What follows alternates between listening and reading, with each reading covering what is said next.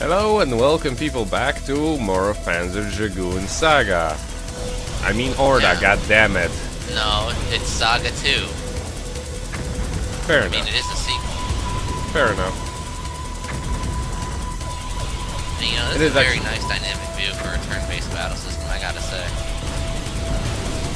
Yeah, I mean, you don't really get that with many RPGs. That's why it is. That's why Saga is one of my favorites.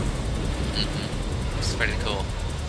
Yeah, and by the way, I didn't really have to adjust that song too much. Like I didn't have to like cut around the cutscene or something like what I sometimes have to do. It just fits so goddamn well. Yes. It's pretty ridiculous. So what's the special bonus here now that you're using? I'm actually not using a single special bonus. I'm actually just showing off. I'm actually going through the regular game right now. I'm just gonna be showing off what the glide wing looks like when it's at its max level, because I didn't do that in the regular campaign.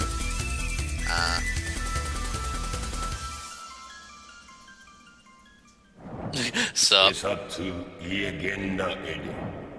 And again, I love how this level is so ambiguous about who they're actually talking to. It could be and this is Darkness Strikes Back from Panzer Dragoon Orta. It also fits fantastically with this level. Well, they've got to be talking about Orta, because there's no way he's talking about Derpy.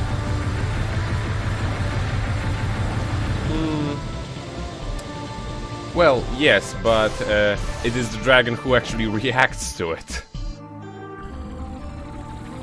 And in a sense, the dragon was also, well, if you didn't have the context of Panzer Dragoon Orta and Panzer Dragoon Saga,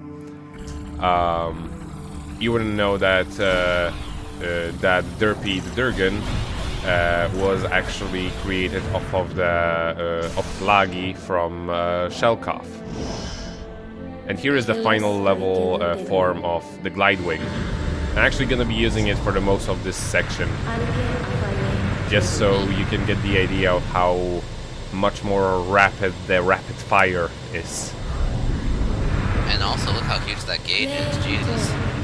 Oh yes, but that's just how it is with every single form.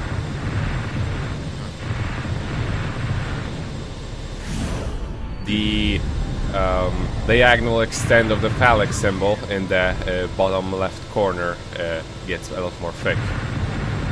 So why does it have two giant tusks? Out of curiosity. I wouldn't know. Actually, that's something I think I mentioned in the LP before, but I like how the glide wing follows the idea of becoming more technologically advanced, whereas the attacking wing, the tank wing, the heavy wing, however you're gonna call it, becomes a lot looks a lot more primal and primitive every time you get a level up. And here we are on the Route A, which is the only Route A that I don't like in this game. Simply because it's ridiculously hard. This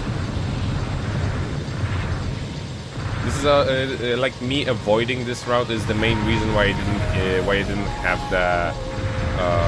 the super like the max level glide wing on my during the LP.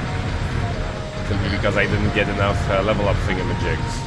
But yeah, glide wing is the way to go for this section. Otherwise, it's so hard to aim for everything, because for one time, like your radar is going to just give you. You just need to know where they're coming from, because the radar isn't really helping you much. You know, because from they're this coming angle. more. Go on. Yeah, go on. I was just gonna say, from this angle, the glide wing looks like a friggin' butterfly, kinda. Yes. Yes, actually, yeah. That's a very good comparison. Earlier it looked kind of like a beetle.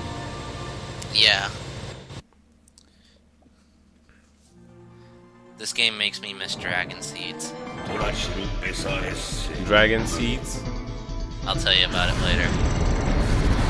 But yeah, the only place in the game where the frame rate actually goes down. But look at all the stuff that's moving. I mean, kind of understandably. I mean, have you seen how many lasers they how many streams they've crossed? All of them. But yeah, also here I'm gonna be showing off what happens if you don't shoot those things. It's so tempting. I know. I had such a hard time not killing it. You just kind of go the other way. The way it works is actually there are two there are a couple there are a couple spots in which you decide to which route you're gonna go. This is one of the very few places in the game where you get like this is the only level in this entire series where you have actually just in this game where you have routes A, B, and C, and where you actually have route A, B, and C. I think twice in a row. How it basically decides is if you open one of them and don't open the other, you're going to route B. If you open both of them, you go to route A. If you ignore both of them, and by ignore just don't open them completely, you go to route C. Route C being the worst one because it has the exact same amount of enemies, but none of them are going to carry the level up thingamajigs. Ouch. And actually, it's much harder to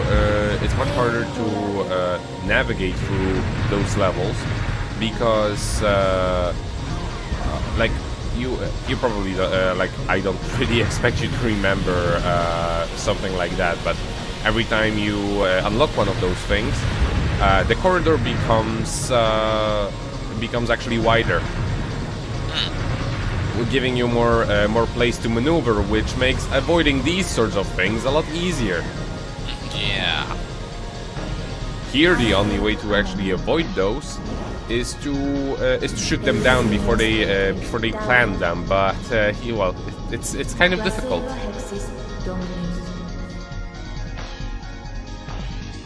And here you see, I went to the C routes of both of them. I didn't actually know how it worked when I was playing through this level then. I was kind of experimenting because, like, normally I just don't let anything that's untouched be untouched. You know, it's a real good thing that there's no S route, because then you wouldn't just be able to access it, period.